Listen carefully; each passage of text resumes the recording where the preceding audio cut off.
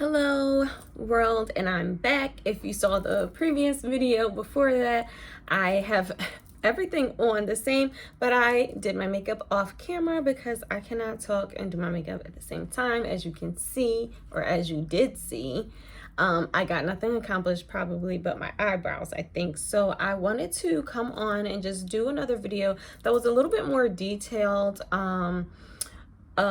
pertaining to the NCLEX in itself, because I really like to focus a little bit on nursing school things, just because I feel like I want to help people, because I like stressed out so bad and struggled so bad. Not saying that you won't stress or struggle. Hold on one second, I'm gonna turn this light on.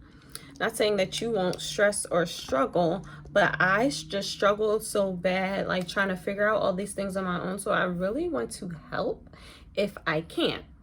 So I went to register for the NCLEX. So at the end of the school year, the teachers your teachers will probably go over a little bit of like what you need to do to register for the NCLEX. So what we did was, I think we like filled out a paper from the school, and then the director of the program, she had to send it off.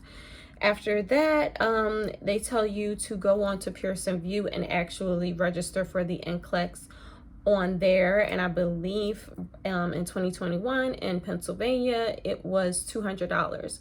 So that part was all clear to me. I knew that part, but somewhere along the way in the finals and failing my comprehensive exam twice and having to take it a third time and just dealing with all of that, I must have just tuned out the second part of the registration process, where they were like, you have to also go onto the PA licensure registration website.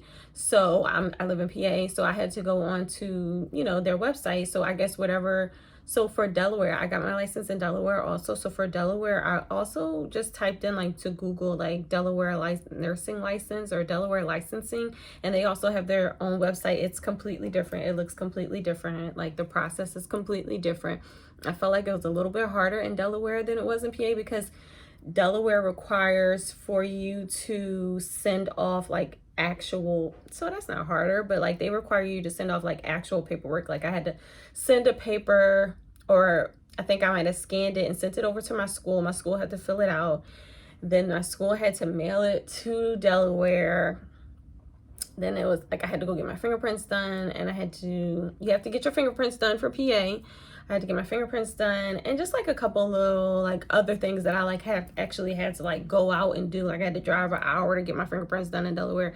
I had to scan some documents and things like that on their website. In PA, it was really just like, I feel like it was just like you just filling out this stuff, just like on a website. You fill out your application and you put it through, and I had to get my fingerprints done at like a post office. But so I didn't know that from the start, so I waited and like questioned classmates, like, what did you do? How did you register? And I think maybe like, I was being dramatic a little bit. So I graduated May 7th or like around May 3rd. Like my birthday is May 7th, so I always say May 7th because our graduation was May 8th, but they postponed it to May 15th. So I ended up going away, and on my vacation, one of my classmates actually contacted me and said, oh, I said, I still haven't got my NCLEX number. I still haven't scheduled a date. And she said, oh, well, I said, I don't know, something's going on with the registration. Like it's taking a long time. She said, oh, well, did you go onto the PA website? And I said, no. She's like, you didn't pay the $117? I was like, what? You have to pay more money? Because you had to pay $200 for Pearson Vue. So she helped me, thank you to her. And so I did that. Once I did that, maybe about like a week and a half later, so somewhere into June. No, I graduated in May. I took my NCLEX in June. So yeah, I don't know why I make it seem like it took me so long. I think because in the moment it felt so long. So maybe a couple days later, I got my NCLEX number finally. I scheduled my tests. It was June 17th. My exam was June 17th. And so all this time, like, I hadn't really been studying. Like, I was studying maybe like the first week I graduated, and then I kind of like died down. They say for you to do 75 questions after you graduate. So I was like looking for a way for me to really retain the knowledge and to kind of like brush up on everything that I had learned for 2 years. I mean, basically, I had been studying for 2 years. I was in the ADN. I didn't say it at the beginning of this video because I said in my last one, but I was in an ADN nursing program in Pennsylvania, and it takes 2 years, and I sat for my NCLEX RN. So, once I had a scheduled date, I had already purchased UWorld, so I was doing some questions on UWorld, but I wasn't really like getting into it the way I needed to because I didn't have a scheduled date. So UWorld is very good. UWorld has questions that I feel like are the most similar. I feel like with ATI, they were good questions, but we did all those questions my whole program, so it kind of felt like repetitive. Like, I'm really good at like memorizing or remembering questions that I've, for the most part. Some people are, and so I can like remember like, oh, I remember that exact question word for word, and I remember the answer. So I'm kind of good at that. So with ATI, like the questions started repeating themselves, and I just felt like I wasn't being challenged enough for the NCLEX. Even though I hadn't taken it, I just felt like I wasn't being challenged. So I did get UWorld. I talked to a lot of people, just ask around people that I worked with a lot of nurses, and they said that after they took, like, they might have failed once or twice, but after they really got serious and found UWorld, that they ended up passing their NCLEX. So I did that from the jump. So NCLEX has all the different topics, peds, OB, wherever you feel like you're weak. You can take a test that's strictly peds. You can take a test that's strictly OB, and or you can take a test that is more like the NCLEX with all the topics, and they'll tell you where you're weak in. They'll tell you have like they'll tell you how you did like the curve. So like they say like the NCLEX, like there's like a line that you have to get over. So you start down here and then you answer questions, and the more you get right, the more you get above the line. So if you get some questions wrong, you get a certain questions wrong, but then you start getting them right and you just stay above that line, they say that that's how you pass the NCLEX. It's not like how many you get wrong or how many you get right. It's how much you can stay above the basic knowledge of nursing, like a new nurse. So they say that that's how the test goes, and UWorld kind of explains that a little bit. They like give you like a little chart, and they tell you, where you are on that chart, how you did compared to other people who have used UWorld all around the country for their NCLEX studies. And I felt like that was really helpful. Also, after a while, you get tired of doing questions. I started falling asleep on the questions, and I just felt like I wasn't getting enough study time. And for my test that was like 2 weeks away, I was really nervous. So I started to venture out into YouTube like I do with everything that I want to learn. And I found, and I heard somebody in my class tell me about Mark Klimek. He is a not a former nurse, but he's a nurse. I guess like a former floor nurse. And he also wrote questions for NCLEX, and he also does a seminar. I believe he might have a book. I'm not 100% sure. I think when I initially looked it up, when my friend told me about it, I saw like a book or something like that, or audio you could buy. But I just didn't want another book. So I went onto his website and I tried to register. He actually does some seminars online because of COVID, a lot of things are available online to us. So all of our new nursing students, you have like I feel like you have like a lot more resources because of that. Like they try to make things more accessible to everybody, obviously, since we can't get out how we used to. And so he has online seminars, and the day I go onto his website and find out about him to register for his seminars, he had one in California. I can't get to California. I contemplated it. I was like, how much is it going to cost for me to fly to California and get a hotel for 3 days so that I can go to his seminar. Then I was like, I don't need no hotel. I could sleep at the bus station, the airport. I don't know. My little brother has a girlfriend that lives in California, but I don't think it was close. But I was like, I can make it work. What I gotta do, because I gotta pass the NCLEX. And so I was like, no, that's ridiculous. I can't fly to California. So then he had a seminar that was online. And the day I went on there to register was the day registration was like shut down, or it was like the first day of the class or something like that. Anyway, I missed the class. So I had to resort to YouTube. Sorry, Mark. But I went on YouTube and I started to, some people, when they do go to his seminars, they secretly record it and they were posting it on YouTube. So the thing about that is it gets deleted because I guess it's wrong or it's like copyright or something. So people will continuously post it. Like, so if you go on there and one day the video, or 1 week the video is up there and then the next week you can't find it, keep digging because somebody else has posted it or that person might repost it like the next day. So that's what happened to me a couple times, but I found somebody who was really good at keeping their page, but since has been deleted. But just type in Mark Klimek. If you cannot get to his seminars, or if you're just, unable, you have to pay for his seminar. So if you're unable to go and you really need some help, go on YouTube. Hopefully it'll be there. So that's what I did. And so I wanted to bring out my book and show you, there's noise in the background. I don't know what that is, but show you some of my notes that I did. So when I listened to his, what is that number at the top? I don't know what that number is at the top, to try to keep it private, but whatever. So I wrote down some of, like, I just made like charts. Like I guess I'm like all type of learner. I'm a visual, auditory learner.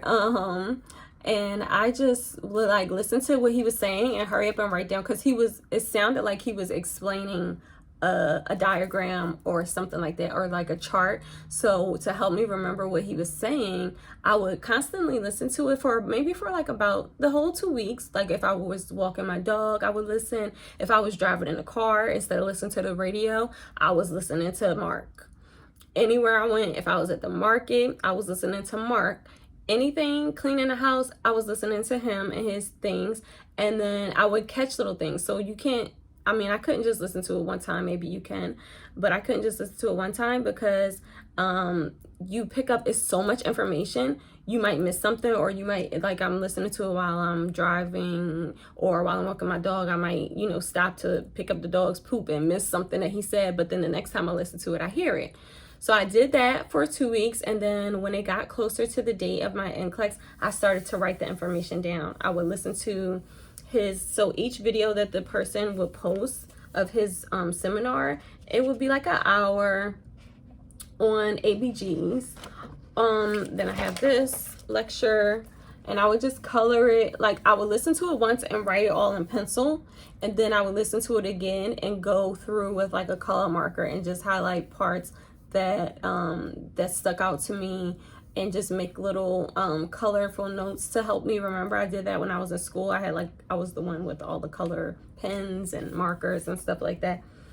So select all that apply. In general, opioids sedate people, central nervous system. He does a lot of like mnemonics to help you remember. Like I said in the last video, he does a lot of like personal life stories and things that he's going through, like his experiences as a tutor, as a nurse, and as a teacher, and he incorporates them into the information so well that it doesn't feel like, oh, you're wasting my time telling me this story. It feels like, oh, this is something that's going to help me remember what you're talking about when I see it on the test. And the things that he says, you will see on the test.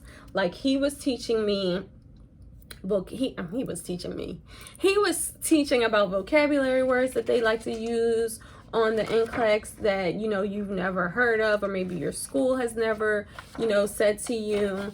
And I did like lecture 3. I have some information about calcium, disconnections of main, disconnections of oxygen, sensing, tubing, reconnected, most common problems, vents, high. About he's teaching you about the vent. He's teaching about the BiPAP machine.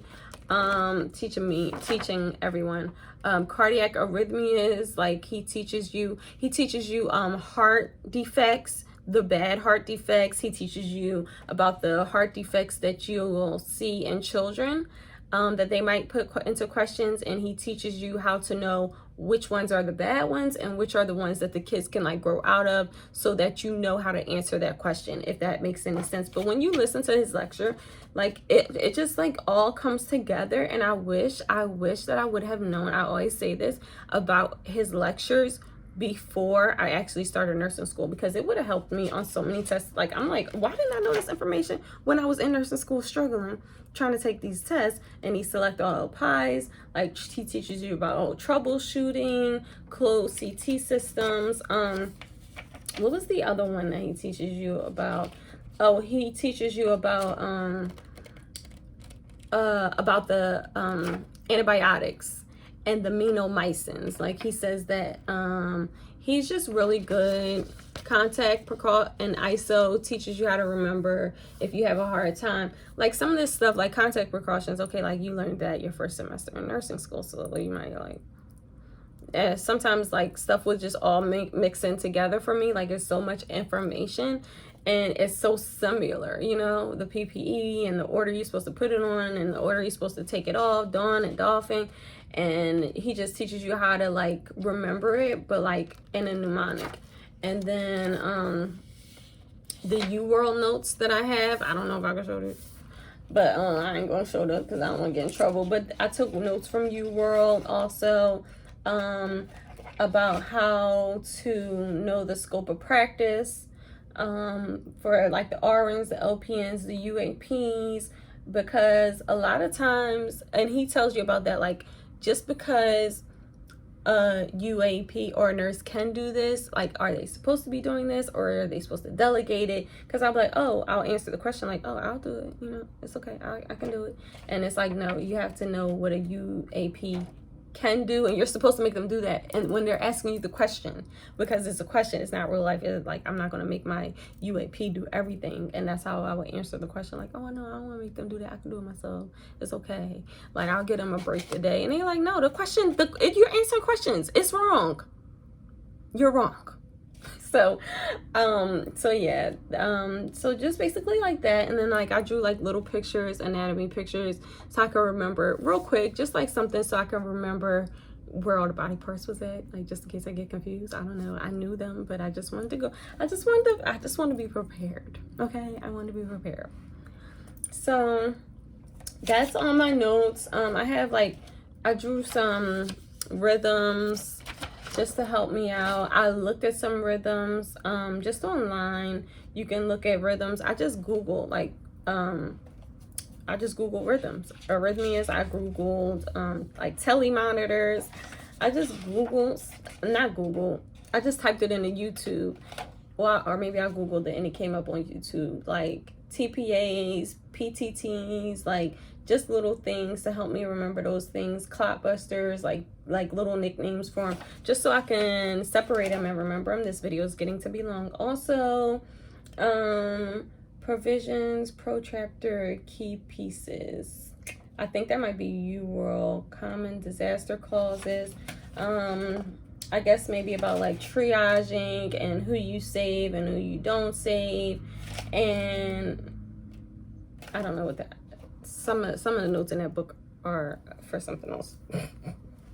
But I think I was reading y'all contract. But so yeah, that's basically what all that I did to study for the NCLEX, because I kind of slacked off. And I'm not telling you to slack off because it was really hard. Like, I was around the clock listening to those videos. So I feel like if I would have started earlier, so when I took the NCLEX, I got the max questions. I answered 145, what is it, 145, 185, might be 185. I answered all the questions. The minimum, I know the minimum is 75.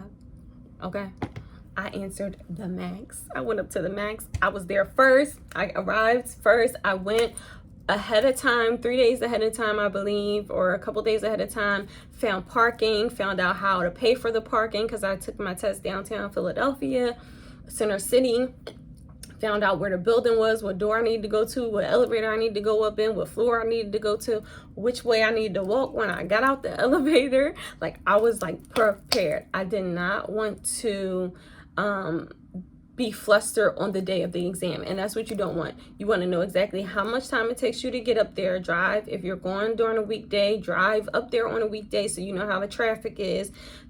Plan, prepare ahead of time. Get there half an hour early, 45 minutes early. Sit in your car, play some music, say some prayers, vibe out, eat some snacks, have some water, get hydrated. That's what I did. I sat in my car, relaxed, people watched, listened to some Joel Osteen, listened to some Abide meditations, listened to some music. And I just calmed, relaxed myself down. I knew where I was going. I knew, what I had to do to get up there because I did it days ahead of time so that I would know. So if you can, do that. Because it'll just help you not be flustered the day of. Like, I got there, I knew exactly where to go. I had time to relax. And it set me up for, I think, a good outcome. So when I got there and I sat down for the test, I was the first one there. So I knew all who was taking the NCLEX, like I said before.